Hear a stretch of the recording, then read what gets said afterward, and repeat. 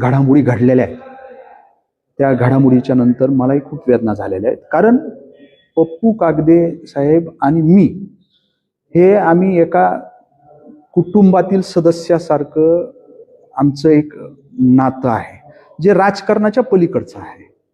आणि त्यांची नाराजगी मी म्हणलं की ती साहजिक आहे. कारण मीही पाहिलं की त्यांनी सांगितलं की माझी बिलकुल इच्छा नव्हती, मला जे आहे ते तयार केलं गेलं. तर ते जे जे बोलले ते सगळं खरं आहे.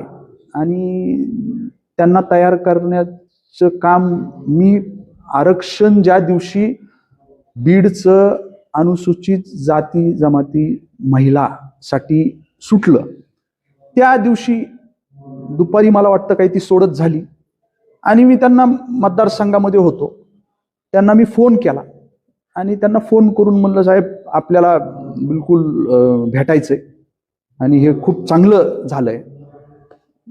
तर आमचं असं हसत खेळत हे आरक्षणाची सोडत सुटली त्या क्षणाला त्याच्यानंतर 15 मिनिटांनी मी त्यांना फोन केला. आणि त्यानंतर मात्र मी त्यांना पूर्ण एक 8 दिवस मी त्यांचा पाठपुरावा केला. आम्ही नेहमी एक 1-2 दिवसाला भेटतो. म्हणजे मी म्हणलं ते माझे राजकारणाच्या पलीकडे एक नातं शिवाजीराव पंडित कुटुंबियाचं आणि पप्पू कागदे साहेबांचं आहे. 8 दिवस त्यांना मी पाठपुरावा केल्यानंतर त्यांना सारखं की आपल्याला हे करायचंय. म्हणजे ते मला म्हणले, अहो तुम्ही म्हणले मी RPIचा प्रदेश अध्यक्ष आहे, तुम्ही राष्ट्रवादी काँग्रेस पार्टीचे आमदार आहात, असं ठीक आहे, आपले संबंध आहेत, आपलं एक वेगळं नातं आहे, हे असं कसं शक्य आहे. ते मी त्यांना म्हणलं कशा पद्धतीने आपल्याला करायचं, पण आपल्याला करायचं बिलकुल, आपल्याला ही गोष्टी करायच्या. त्यांना मी तयार केलं. ते म्हणले मी कुणाला काय म्हणणार नाही, मी काय मागणी करत नाही, मी काय कुणाचा पाठपुरावा करणार नाही, तुम्हाला काय करता येतं, तुम्ही काय पक्षश्रेष्ठींना तुम्हाला सांगता येईल ते तुम्ही सांगा, परंतु मी काय कुणाला बोलणार नाही. आणि त्याच्यानंतरच्या काळात ती सोडत झाल्यानंतर वारंवार जे आहे मी त्यांचं नाव कसं येईल ह्याच्यासाठी, या पदासाठी, हा प्रयत्न मी वारंवार केला. पक्षस्तरावर त्याच्यानंतरचा जो कालावधी आहे, अनेक बैठका स्थानिक स्वराज्य संस्थेच्या निवडणुकीच्या संदर्भात, या नगरपालिकेच्या संदर्भात झाल्या. तिथंही माझ्या पद्धतीनं हे नाव कसं योग्य आहे आणि सर्वसमावेशक आहे हे मी पक्षाकडं तसं निदर्शनास आणून दिलं आणि पक्षानेही मान्य केलं. आता शेवटी नाव कुणीतरी दिलं, वास्तविक RPIचे ते नेते आहेत राज्याचे, कुणीतरी दिलं म्हणजे मी दिलं म्हणूनच ते नाव आलं होतं. नाव तर आलेलं होतं ना, मग ते नावही आलं. परंतु दुर्दैवानं आता शेवटी हा एक राष्ट्रीय पक्ष आहे आमचा, त्याच्यामध्ये पक्षश्रेष्ठीने शेवटच्या ह्याच्यामध्ये जो काही निर्णय घेतला, सगळ्या बाजू पडताळून पक्षश्रेष्ठीने निर्णय घेतला आणि प्रेमलताताई पारवे हे नाव त्या ठिकाणी पुढं आलं. आणि त्याच्यानंतर थोडासा ह्या 2 दिवसांमध्ये भरपूर घडामोडी घडल्या, गैरसमज पप्पू कागदे साहेबांचा झाला, परंतु शेवटी ते माझ्या घरातले आहेत. ही निवडणूक ही 4 दिवसाची निवडणूक आहे. या निवडणुकीनंतर मी ते बरोबरच असणार आहेत. याच्यामध्ये काही त्यांचा राग आहे, संताप आहे आणि तो साहजिक आहे, मी वेळोवेळी सांगतोय. आणि त्याबद्दल जे काय आहे मला काही असं वाटत नाही. मी मोठ्या मनाने दिलगिरी पण त्यांची व्यक्त करतो. कारण त्यांनी अजून एक आरोप केलाय की जे तिकीट वाटप झालंय ह्याच्यामध्ये मोठा आर्थिक व्यवहार झाला. आता मी म्हणलं की ते अतिशय असे त्यांच्या मनात काही नसतं. पोटात एक आणि ओटात एक असा कधीच प्रकार, कारण मला अनुभव आहे. मी त्यांच्या एकदम आम्ही एका भावासारखं आम्ही राहतोय, त्याच्यामुळं ते असं काही त्यांच्या मनात काही नाहीये. ते रागाच्या भरामध्ये ह्या गोष्टी झाल्या असतील आणि त्याबद्दल मी म्हणतोय की मी त्यांची दिलगिरी व्यक्त करतोय. योगेश क्षीरसागरांनी राज्यात प्रतिक्रिया दिली, त्यानंतर ते असं म्हणाले की गेवराईचं पार्सल 3 तारखेला बीडकर परत पाठवतील. गेवराईमध्ये सुद्धा त्यांच्याकडे आता काही राहिलेलं नाही. हे आता हे कुणी ठरवायचं असतं, हे सुज्ञ मतदारांनी जनतेनं ठरवायचं असतं, हे त्यांनी ठरवायचं असतं, हे कुणी ठरवायचं नसतं. आणि हे पार्सल गेवराईचं नाही, कुठलं नाही, हे राष्ट्रवादी काँग्रेस पार्टीचं ही पूर्ण टीम वर्क आहे. आणि राष्ट्रवादी काँग्रेस पार्टीचे नगरपालिकेचा अधिकृत पॅनल आहे. आणि असं कुठं पार्सल पाठवायचं, काय करायचं, हे हास्यास्पद आहे.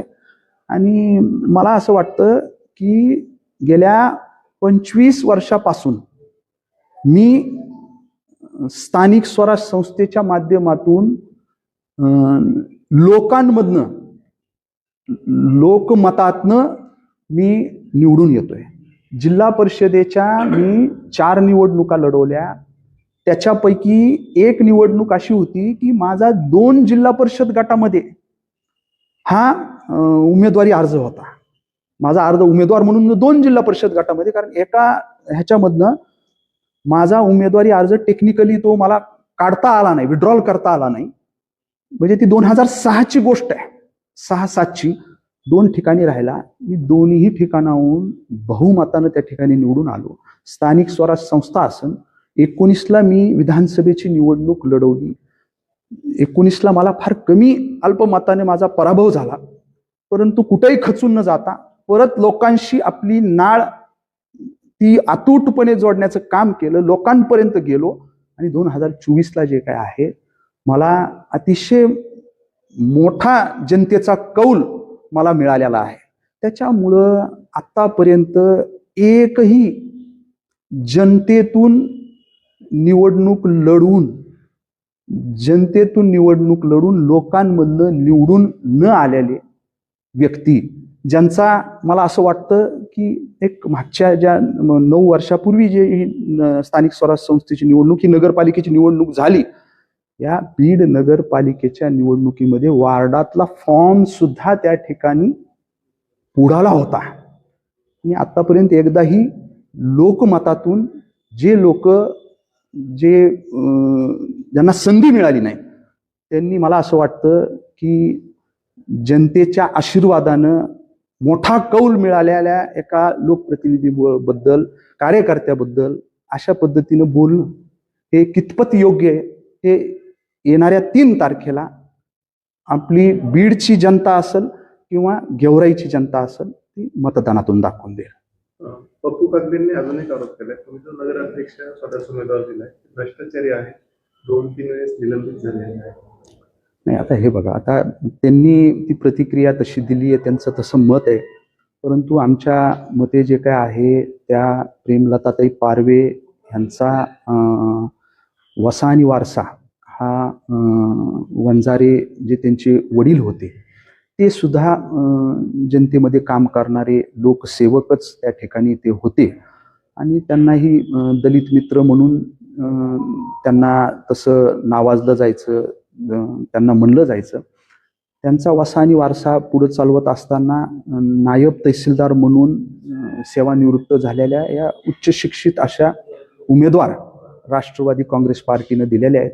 त्याच्यामुळं आता जनतेपर्यंत, लोकांपर्यंत जाणे आणि हा राष्ट्रवादी काँग्रेस पार्टीचा ज्या काही उमेदवार आहेत आणि संपूर्ण पॅनल आहे आमचा, तो कसा बहुमतानं या ठिकाणी निवडून येईल, यासाठी सकारात्मक दृष्टिकोन ठेवून लोकांना तुमचा पुढचा अजेंडा काय आहे, तुम्ही काय करणार आहात, या सगळ्या गोष्टी घेऊन लोकांपर्यंत आम्ही जाणार आहेत. आणि लोक आम्हाला नाकारणार नाहीत. निश्चितपणानं लोक या आमच्या पॅनलला नगराध्यक्षपदाच्या उमेदवार प्रेमलताताई पारवे यांना लोक स्वीकारतील आणि काम करण्याची संधी देतील. ओके.